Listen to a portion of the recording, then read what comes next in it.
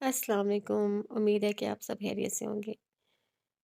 آج میں آپ کے لیے سلفائٹ شروع کرنے جا رہی ہوں جو کہ نور راجپوت کے قلم سے لکھا گیا ہے۔ چلیے بڑھتے ہیں سلفائٹ کی فرسٹ ایپیسوڈ کی جانب۔ برستی بارش میں بھیگ جانے دو، بارش کی نیلی فام پریوں میں مست ہو جانے دو، بارش میں اس کو یوں محسوس کر لینے دو، برستی بارش میں اس کے ساتھ چل لینے دو، برستی بارش میں برستے دل کا ہاتھ سنا لینے دو، برستی بارش میں یوں خوش رہنے دو، برستی بارش میں بھیگ جانے دو، برستی بارش میں بس اسے میرے ساتھ چلنے دو، برستی بارش میں بھیگ جانے دو، برستی بارش میں اسے ساتھ چل لینے دو، برستی بارش میں محسوس کر لینے دو، برستی بارش میں بس بھیگ جانے دو۔ ہلکی پھلکی بوندا باندی نے جب موسلا دھار بارش کا روپ دھارا تو ایلا نے چونک کر اس پاگل لڑکی کی طرف دیکھا جو آنکھیں موندے دونوں بازو پھیلائے محبتوں کے شہر میں طلسم خیز جگہ پر بے فکر گھوم رہی تھی، ہواؤں میں جھوم رہی تھی۔ ماہی، ایلا نے جو ایک شان و شوکت پراسرار انداز میں کھڑے ایفل ٹاور جیسے جسے دنیا کو خوبصورت ترین ٹاور ہونے کا اعزاز حاصل ہے، اس کی تصاویر کو کیمرے کی آنکھ میں مقید کرنے میں محو تھی، آخری سی کوشش کرتے ہوئے اسے پکارا۔ ماہی، بس کر جاؤ، اب اور کتنا انتظار کرواؤ گی؟ دیکھو بارش اب تیز ہو رہی ہے، ہمیں چل دینا چاہیے، کسی بھی خطرے کے پیش نظر پہلے اسے وارن کر رہی تھی۔ ایلا نے بارش میں بے خبر بھیگتی ماہی کو پکارا، مگر وہ سب چیزوں سے بیگانہ اپنی دھن میں سر دھنتی بارش سے لطف اندوز ہو رہی تھی۔ ایلا نے پیچھے سے جا کر چھاتا اس کے اوپر کیا جو کہ بے فکری سے بھیگ رہی تھی۔ کچھ لمحات یوں ہی گزر گئے، پانی کی بوندیں نہ پا کر ماہی نے اوپر کی جانب سر کو جنبش دی اور چھاتے کو دیکھ کر برا سا منہ بنایا، جو کہ ایلا بھی دیکھ چکی تھی۔ بس کر جاؤ ماہی، پاگل پن کی بھی کوئی انتہا ہوتی ہے۔ تمہیں پتہ ہے ایلا، آج مورخہ 2 نومبر ہے، جو کہ یہ دن میرے لیے بہت خوبصورت دن ہے۔ یہ وہ دن ہے جب مجھے وہ شخص آج پہلی بار یہاں عین اسی جگہ مجھ سے ملا تھا۔ ماہی نے ایک جذب سے کہا، اور تم پچھلے 3 سالوں سے لگاتار یہاں تشریف لاتی ہو، کیا ایک بار بھی پھر سے ملا کیا؟ ایلا نے ماہی کا ہاتھ پکڑ کر اب باقاعدہ چلنا شروع کر دیا تھا۔ رکو ایلا، ابھی صرف شام کے 4 ہی تو بجے ہیں، میں مزید اس دشمن جاں کا انتظار کرنا چاہتی ہوں، کچھ لمحات اس کی یاد کے نام کرنا چاہتی ہوں۔ اس نے ایک بار مجھے کہا تھا، میم اس جگہ تم سے دوبارہ ملوں گا، بچھڑ کے مجھ سے حبیب میرے، نہ کاٹ سکو تو لوٹ آنا۔ پاگل مت بنو ماہی، اب میں مزید تمہاری بکواس برداشت نہیں کرنا چاہتی، ایلا نے غصیلے لہجے میں جواب دیا۔ سردیوں کی بارشوں میں بھیگنے کی وجہ سے ماہی کے خوبصورت گلابی لب اب سردی کی شدت سے نیلے پڑ رہے تھے۔ ایلا اس کی کپکپاہٹ واضح طور پر محسوس کر چکی تھی، لیکن ایک دم چپ تمہاری آواز نہ آئے۔ وہ کچھ کہنا چاہتی تھی لیکن ایلا اسے سختی سے خاموش رہنے کا عندیہ دے چکی تھی، جو اس کا ہاتھ پکڑ کر تیزی سے گاڑی کی جانب رواں تھی۔ ماہی نے ایک الوداعی پرشکوہ نظر ٹاور پر ڈالی اور جیسے کہہ رہی ہو، آج پھر وہ نہیں آیا۔ جیسے جیسے وہ اس جگہ سے دور جا رہی تھی اسے محسوس ہو رہا تھا وہ بہت کچھ پیچھے چھوڑ چکی ہے۔ ایک شدت سے وہ گزری منزل کی جانب نظریں وا کیے ہوئے تھی، شاید وہ کہیں سے ایک بار پھر اسے نظر آ جائے، لیکن اس کی خواہش کی تکمیل نہ ہوئی۔ جسے میری نگاہ نے دیکھا نہ ہو کبھی، محسوس یہ ہوا تجھے ہر بار دیکھ کر۔ اس کا دل ہمیشہ کی طرح افسردہ تھا اور ڈوب رہا تھا، وہ لمبے کڑے انتظار کے بعد بھی نظر نہ آ سکا تھا۔ گاڑی کے پاس پہنچتے ہی ایلا نے اس کی طرف کا دروازہ کھولا اور اندر بٹھایا۔ تو یہ طے ہے اس کا مجھے ایک بہت لمبا سفر انتظار کرنا ہے۔ اب وہ دیدار میسر ہے، نہ قربت نہ سخن، ایک جدائی ہے جو تقدیر ہوئی جاتی ہے۔ ماہی نے ایک بار پھر سے اپنی آب و تاب سے بارش میں نہاتے ٹاور کو دیکھتے ہوئے دل کی گہرائیوں سے سوچا۔ اس سے پہلے کہ وہ مزید کچھ سوچتی یا اس کی خوشی پر اداسی غالب آتی، ایلا زن سے گاڑی آگے کی جانب بڑھا چکی تھی۔ رات کا نہ جانے کون سا پہر تھا، ہوا میں خنکی بہت زیادہ بڑھ چکی تھی۔ آرام دہ بستر پر پرسکون نیند کے زیر اثر نظر آنے والا وہ شخص ایک جھٹکے سے اٹھ بیٹھا تھا۔ کچھ ایسے حادثے بھی زندگی میں ہوتے ہیں کہ انسان بچ تو جاتا ہے مگر زندہ نہیں رہتا۔ لیمپ کی مدھم روشنی میں چہرے پر پسینے کی ننھی ننھی بوندیں واضح تھیں۔ دیکھتے ہی دیکھتے اذیت کی ایک لہر اس شخص کے چہرے پر پھیل گئی۔ حواس بحال ہونے پر اس نے غصے سے سائڈ ٹیبل پر رکھا لیمپ ہاتھ بڑھا کر نیچے پھینک دیا۔ سسکیوں کی آواز واضح سنائی دے رہی تھی اور یہ آواز اس کی روح کو کسی تلوار کی طرح زخمی کر رہی تھی۔ بالآخر اس کی برداشت جواب دے گئی۔ Shut up, just shut up, وہ چیخا۔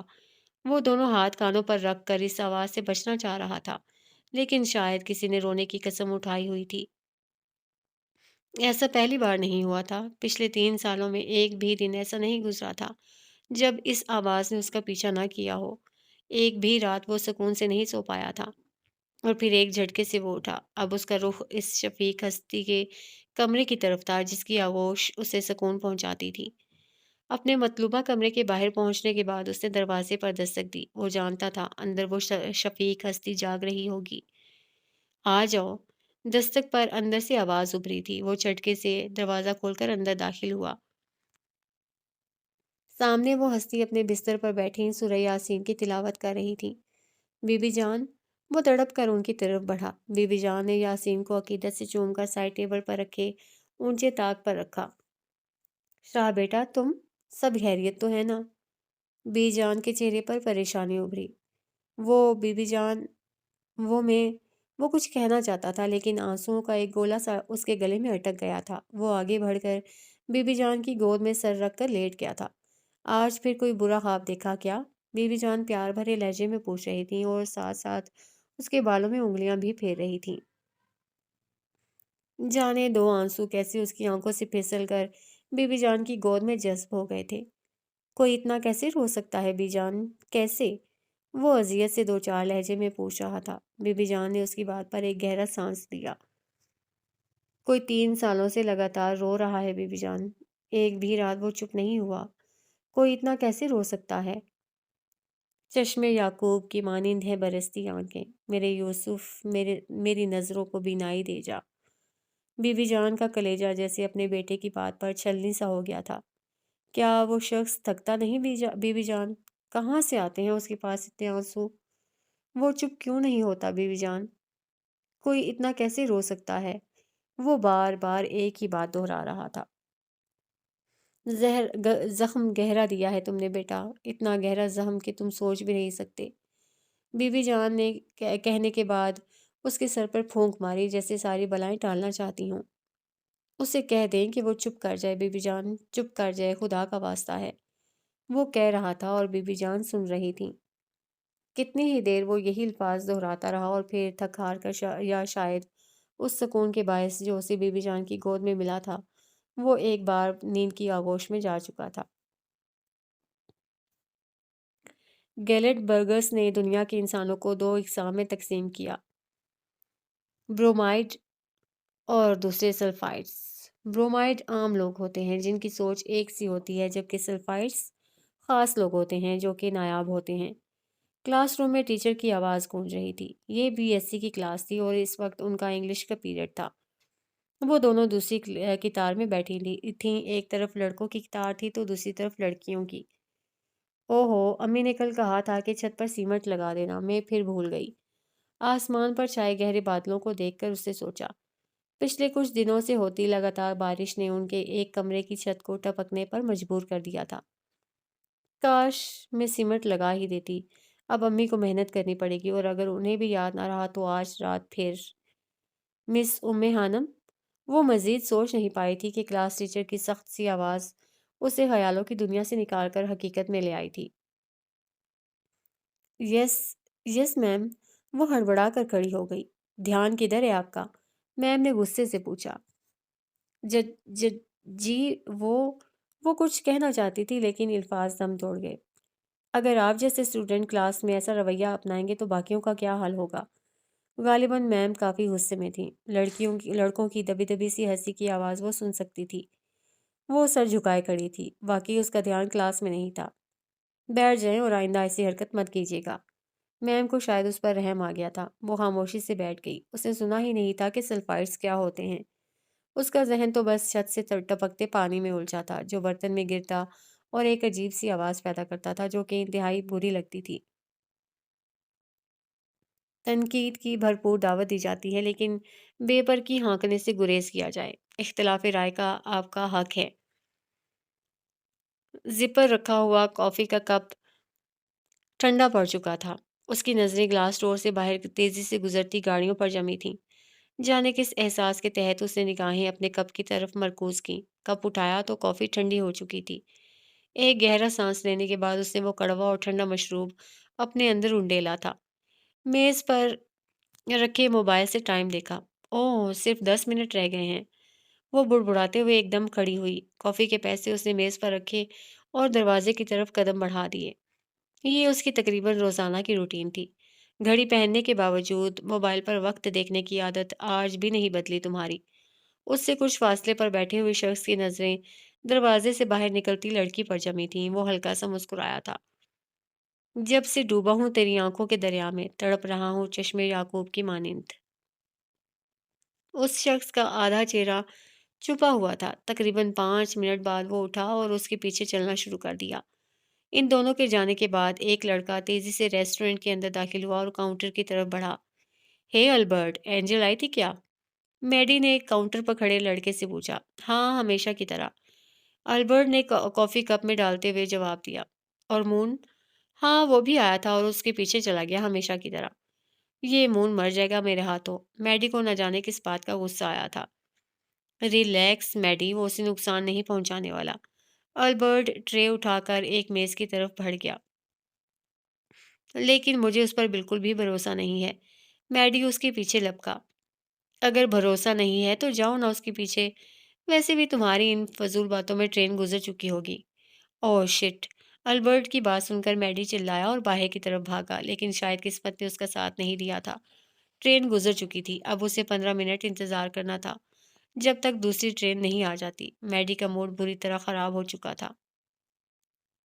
جب وہ گھر پہنچی تو تقریباً پوری بھیگ چکی تھی۔ اکیڈمی میں اسے رکشے پر آنا جانا پڑتا تھا، جو کہ اسے مین روڈ پر اتار دیتا تھا۔ مین روڈ سے گھر تک کا سفر 5 منٹ کا تھا، اور ان 5 منٹوں میں وہ بارش تیز ہونے کی وجہ سے بھیگ گئی تھی۔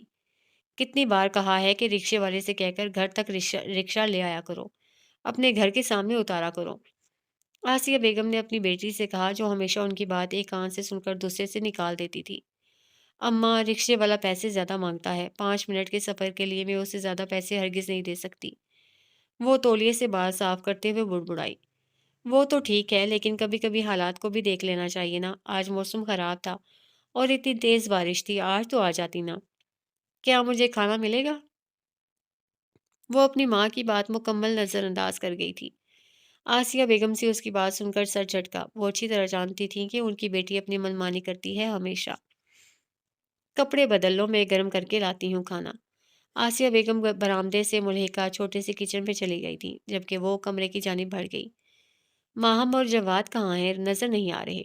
گھر میں چھائی خاموشی کو محسوس کر کے اسے اپنے چھوٹے دونوں بہن بھائی یاد آ گئے تھے۔ چھت پر ہیں، کچن کی چھت ٹپک رہی تھی تو سیمنٹ لگا رہے ہیں دونوں۔ بھائی صاحب پیسے دے دیتے تو مرمت ہی کروا لیتی مکانوں کی، لیکن جو اللہ کو منظور۔ آسیہ بیگم نے ایک گہری سانس لیتے ہوئے جواب دیا اور کھانا برآمدے میں بچھی چارپائی پر رکھ دیا۔ مجھے نہیں لگتا امی کہ وہ ہمیں پیسے دیں گے۔ لوگ یتیموں اور غریبوں کا حق بہت آسانی اور بنا خوف کے مار لیتے ہیں۔ اور اسے قرآن کی آیت مبارکہ اور احادیث مبارکہ یاد آئی جس میں یتیموں کے حقوق بیان فرمائے گئے ہیں۔ وہ سوچا، کیوں لوگ صرف قرآن کو صرف پڑھتے ہیں، سمجھتے کیوں نہیں؟ ترجمہ: اور یتیموں کو ان کے مال دے دو، اور ناپاک کو پاک سے نہ بدلو، اور نہ کھاؤ ان کے مال کو اپنے مال کے ساتھ ملا کر، بے شک یہ بڑا گناہ ہے۔ سورہ نساء نمبر 2۔ یتیم کی سرپرستی اور خیر خواہی۔ معاشرتی قباحتوں میں سے سب سے پہلے اللہ تعالیٰ نے یتیموں کے حقوق کی طرف توجہ دلائی۔ یتیم کی پرورش کرنا بہت بڑی نیکی ہے۔ چنانچہ آپ صلی اللہ علیہ وآلہ وسلم نے فرمایا، میں اور یتیم کا سرپرست جنت میں اس طرح ہوں گے۔ پھر آپ نے اپنی شہادت کی اور درمیانی انگلی ذرا کھول کر اشارہ کیا۔ بخاری کتاب الادب باب فضل من یعول یتیمہ۔ لیکن عرب میں یتیموں کے حقوق کئی طرح سے پامال ہو رہے تھے۔ انہی حقوق کی پامالی کا بالترتیب یہاں ذکر ہو رہا ہے۔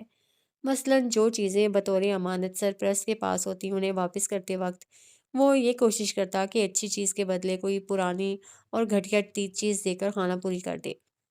دوسری صورت یہ تھی کہ کھانے پینے کی اشیاء کو ملا جلا لیا، جس میں یتیم کو کسر لگانے اور اپنا فائدہ ملحوظ رکھنے کی کوشش کی جاتی تھی۔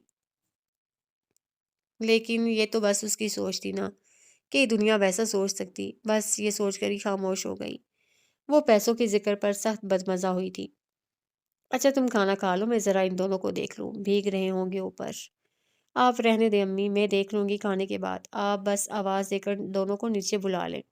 وہ کہہ کر کھانے کی طرف متوجہ ہو چکی تھی، البتہ ذہن بری طرح انتشار کا شکار تھا۔ شور کی آواز پر وہ چونکی، اس کے بالکل سامنے ایک لڑکے کا بیگ نیچے گر گیا تھا۔ ٹرین کی رفتار آہستہ ہوئی، وہ ایک دم سیدھی ہوئی، اس کا اسٹیشن آ گیا تھا۔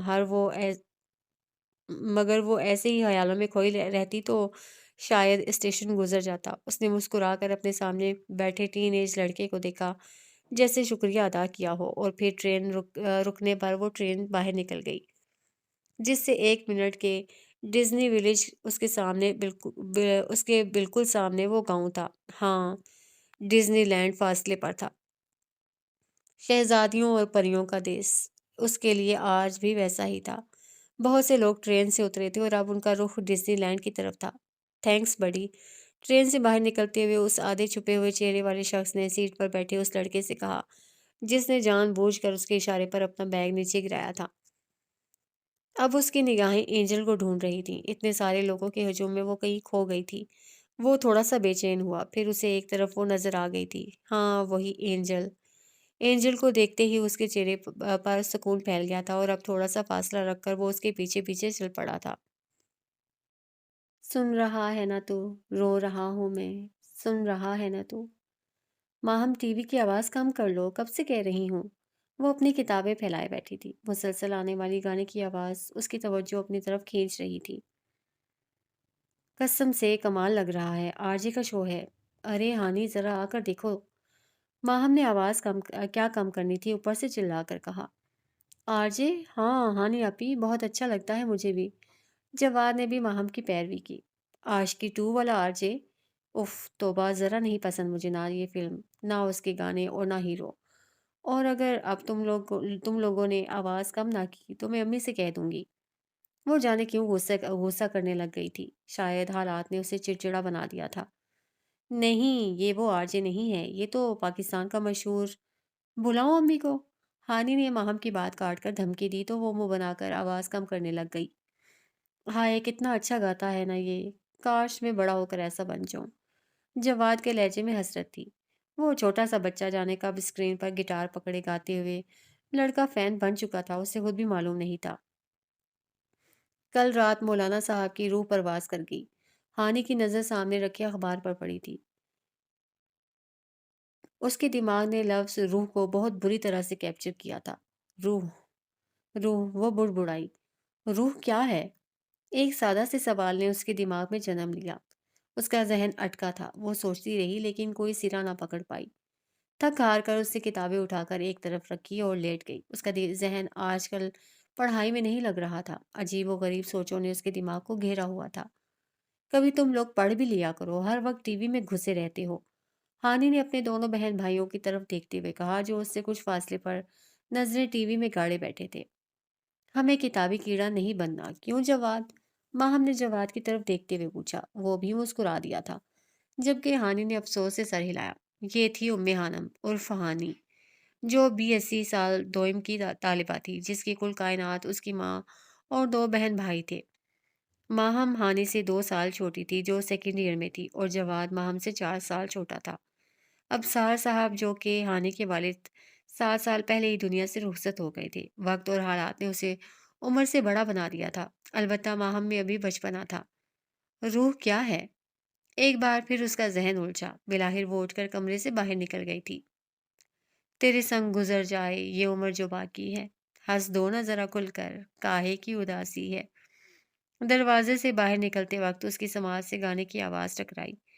آواز اچھی تھی، چاہنے کے باوجود وہ پلٹ کر टीवी पर नजर आते उस आरजे को नहीं देख पाई थी और खामोशी से वो सहन की तरफ बढ़ गई थी, जहां ठंडी हवा ने उसका इस्तकबाल किया था। उसे रोजाना रात को सहन में टहलने की आदत थी और आज तो फिर ठंडी हवाएं उसे सुकून बख्श रही थीं। आँख में आँसू नहीं पर रुलाता है बहुत, वो दिसंबर, हर दिसंबर याद आता है बहुत। साथ मेरे भीगता है बारिशों में बैठकर, याद के सारे दरीचे खोल जाता है बहुत।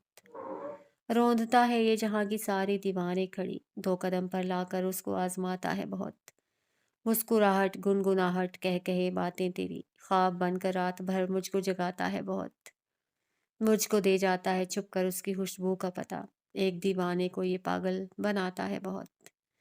पिछले 1 घंटे से वो सोशल मीडिया पर मुख्तलिफ अकाउंट्स को चेक कर रही थी, लेकिन वो शख्स उसे कहीं भी नजर नहीं आया था। बैठे बैठे उसकी नाजुक कमर अकड़ गई थी, मगर उसके तजस्सुस में जरा बराबर भी कमी नहीं आई थी। बस करो माही, और कितना ढूंढोगी उसे? एला ने उकताकर माही से पूछा, जिसके खूबसूरत चेहरे पर अजीब सी चमक थी। जब वो मिल नहीं जाता, माही उसे ढूंढती रहेगी।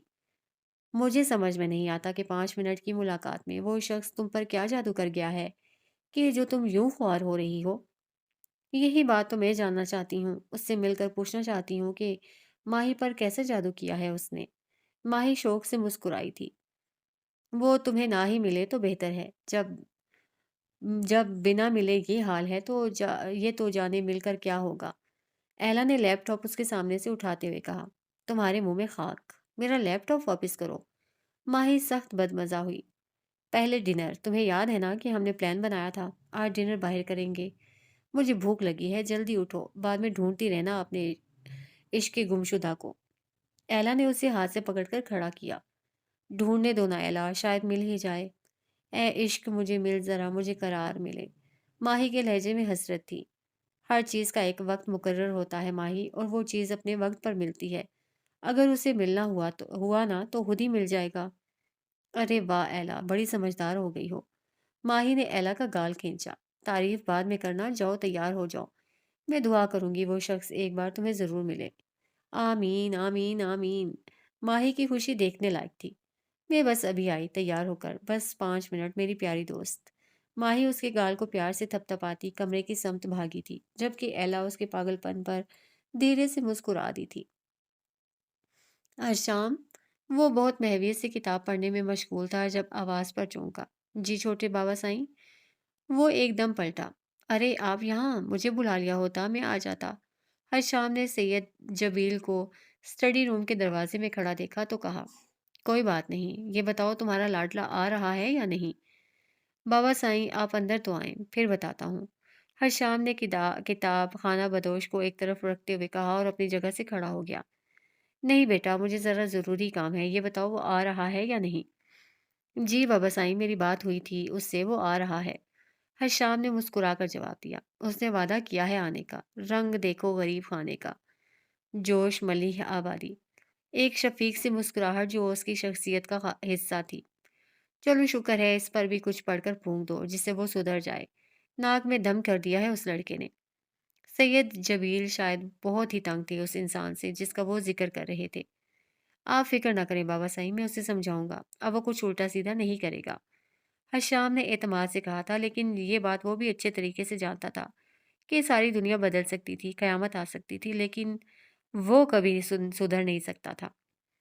ठीक है, तुम आराम करो। सैयद जबील चले गए, जबकि हशाम सिर्फ मुस्कुरा कर रह गया था और मोबाइल उठाकर उसका नंबर मिलाना शुरू किया, जिसकी अभी अभी तारीफ हुई थी।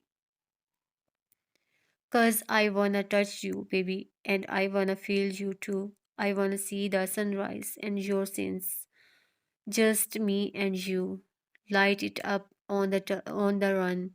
Let's make love tonight. Make it up, fall in love. गाड़ी में म्यूजिक की आवाज़ कानों के पर्दे फाड़ देने के बराबर थी, लेकिन वो आराम से ड्राइविंग करने के साथ साथ गुनगुना भी रहा था। हे मिकी, उसने आवाज़ कम करते हुए पिछली सीट पर दराज मिकी को पुकारा। यस बड़ी, मिकी ने जवाब दिया। घर जा रहा हूँ मैं कल, तुमने जाना है? दुबला पतला सा वो लड़का अपने दोस्त से पूछ रहा था। मेरा घर जाकर बोर होने का कोई इरादा नहीं है, सुनो तुम भी जल्दी आ जाना। मिकी जवाब देकर दोबारा मोबाइल की तरफ मुतवज्जे हो चुका था, जबकि म्यूजिक की आवाज़ एक बार दिमाग में चुभने लगी थी। But you will never be alone. I'll be with you from dusk till dawn. I'll be with you from dusk till dawn. Baby, I'm right here. I'll hold you when things go wrong. I'll be with you from dusk till dawn. I'll be with you from dusk till dawn. Baby, I'm right here. I'll be with you from dusk till dawn. Baby, I'm here. We were shut like a jacket. So do your zip. We will roll down the rapids to find a wave that fits. Can you? उसने गाड़ी सड़क के किनारे खड़ी की और seat से take लगाकर आंखें बंद कर लीं। 2 घंटे की परफॉर्मेंस के बाद वो थोड़ा सा थक गया था। जाने उसका दिमाग कहाँ पहुंचा हुआ था जब अचानक गाड़ी के शीशे पर किसी ने दस्तक दी। उसने झट से आंखें खोलीं। उसकी समात दूसरों की निस्बत काफ़ी तेज थी। उसने उकताकर गाड़ी का शीशा नीचे किया तो सामने खड़े वजूद को देखकर जहां उसकी आंखों की चमक पड़ी बढ़ी वहीं उसी पल चेहरे पर नागवारी उभरी। सामने एक सजी सवरी लड़की खड़ी थी। वो अच्छी तरह जानता था कि इस इलाके में इस वक्त कौन सी औरत मिल सकती थी। क्या मैं अंदर बैठ सकती हूँ? लड़की ने एक अदा से पूछा। जी जी बिल्कुल, आइए। इससे पहले वो कुछ कहता, मिकी उस लड़की की दावत कबूल कर चुका था और वो लड़की भी गाड़ी की पिछली सीट की तरफ बढ़ गई। यार गाड़ी चलाओ। मिक्की ने लड़की को अंदर बिठाने के बाद खबासत से मुस्कुरा कर कहा। वो बिना कुछ कहे गाड़ी आगे बढ़ा चुका था। उसने एक बार भी पीछे नहीं देखा था और वो जानता था मिक्की क्या कर रहा होगा। कब से कर रही हो ये जॉब? जाने क्यों उसने पहली बार किसी से सवाल किया था। पिछले 5 साल से। लड़की ने संभल कर जवाब दिया। वजह?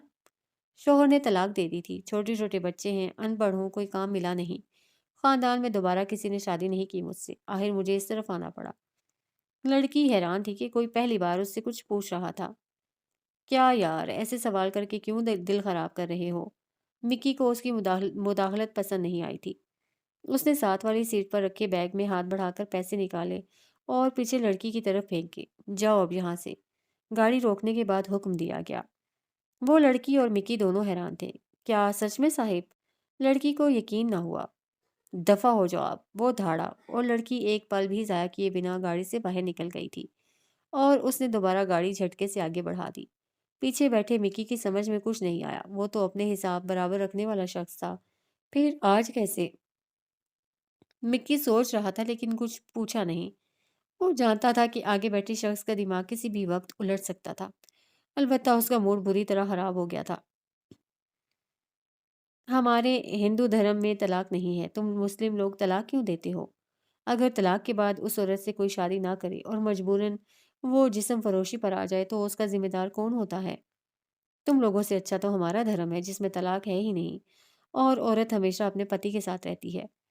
उसके जहन में आज सुबह उसकी पोस्ट पर एक इंडियन लड़की ने जो कमेंट किया था वो गूंज गया था। वो लड़की वक्तन फवक्तन उससे अजीब व गरीब सवाल पूछती रहती थी। खुद वो उसकी मद्दाह बताती थी, लेकिन उसके सवाल हमेशा अच्छे होते थे। लेकिन आज शालिनी ने जो सवाल किया था उससे उसका दिमाग बुरी तरह घूम गया था। आई एम नॉट अ मुस्लिम, उसने बस ये जवाब दिया था। Oh really? शालिनी को ज़बरदस्त झटका लगा था। उसके बाद वो 1000 कमेंट कर चुकी थी, मैसेज कर चुकी थी, लेकिन उसे जवाब देना ज़रूरी नहीं समझा था। और अब इस वक्त इस लड़की को देखकर उसे वो सवाल याद आ गया था। इसलिए उसका दिमाग बुरी तरह से घूम गया था। म्यूजिक की आवाज़ वो और ज़्यादा बुलंद कर चुका था, जबकि मिक्की ने चुप रहने में ही आफियत जानी थी। क्या हुआ है हानि? आजकल तुम्हारा ध्यान पढ़ाई में बिल्कुल भी नहीं है। कोई परेशानी है क्या? वो दोनों क्लास लेकर बाहर निकली थीं जब मेहरू ने अपनी बेहतरीन दोस्त सहानी से पूछा, जो वाकई काफ़ी दिनों से उलझी उलझी नजर आती थी। नहीं तो ऐसी कोई बात नहीं है। हानम ने टालना चाहा। मिस उम्मे हानम उर्फ हानि, तुमने मुझे इतना बेवकूफ़ समझा है क्या जो मैं तुम्हारी खामोशी महसूस नहीं कर पाऊंगी? मैं सोच रही हूँ कि कोई जॉब कर लूँ, लेकिन समझ नहीं आता कि जॉब जॉब देगा कौन मुझे। मेरी गुर्बत ने उड़ाया है मेरे फ़न का मजाक। तेरी अमीरी ने तेरे ऐब छुपा रखे हैं। हानम परेशान थी। ओह! पैसों का मसला है? मेहरू ने अकेडमी के इस छोटे से लॉन में बैठते हुए पूछा, जहाँ शाम की मद्धम-मद्धम धूप चमक रही थी। हाँ, मसले ही मसले हैं। दाखिला फ़ीस जमा करानी है, दुकानों से जो पैसे आते हैं, वो मेरी माहम और जवाद की फ़ीस में चले जाते हैं, जबकि बाकी घर के खर्चे में। अब दाखिला फ़ीस कहाँ से लाऊँ? अम्मा से माँगते हुए शर्म आती है, वो परेशान हो जाएँगी। धूप ने उसके मासूम चेहरे की चमक को मज़ीद बढ़ा दिया, अलबत्ता आँखें उदास थीं। बस इतनी सी बात, बताओ मुझे कितने पैसे चाहिए, मैं ला दूँगी सुबह। मेहरू ने दोस्ती का हक अदा करते हुए कहा। नहीं मेहरू, मैं खुद कुछ करना चाहती हूँ। अच्छा चलो तुम परेशान मत हो, अल्लाह बेहतर करेगा। मेहरू ने उसका हाथ हल्का सा दबाया। इससे पहले वो कुछ कहती, हानम के बैग से वाइब्रेशन की आवाज़ उभरी। उसने हाथ बढ़ाकर मोबाइल बैग से निकाला। ये एक छोटा कीपैड मोबाइल था, शायद किसी का मैसेज आया था। तुमसे बहुत कुछ कहना है मगर कभी तुम नहीं मिलते, कभी अल्फाज नहीं मिलते। नंबर देखकर उसके रगोजां में एक जहर से फैल गया था। उसने मैसेज फौरन डिलीट किया और मोबाइल गुस्से में बैग में पटका। आराम से हानि, क्या हुआ, किसका मैसेज था? मेहरू ने पूछा। पता नहीं, कोई रॉन्ग नंबर था और फिक्र मत करो। ये कोई स्मार्टफ़ोन नहीं है जो टूटेगा या ख़राब होगा। पिछले 1 साल से इस्तेमाल कर रही हूँ, अभी तक कुछ नहीं बिगड़ सका इसका। जाने वो क्यों इतनी तल्ख़ हो गई थी? या फिर हालात ने उसे ऐसा बना दिया था? अच्छा ये छोड़ो, बताओ चाय पियोगी? मेहरू ने सवालिया नज़रों से उसे देखा। जी। हानम ने इस बात में सर हिलाया। अच्छा तुम बैठो, मैं लेकर आती हूँ। मेहरू ये कहकर कैंटीन की तरफ बढ़ गई थी, जबकि उसने एक गहरी सांस ली थी। जाने तकदीर उसके साथ क्या करना चाहती थी।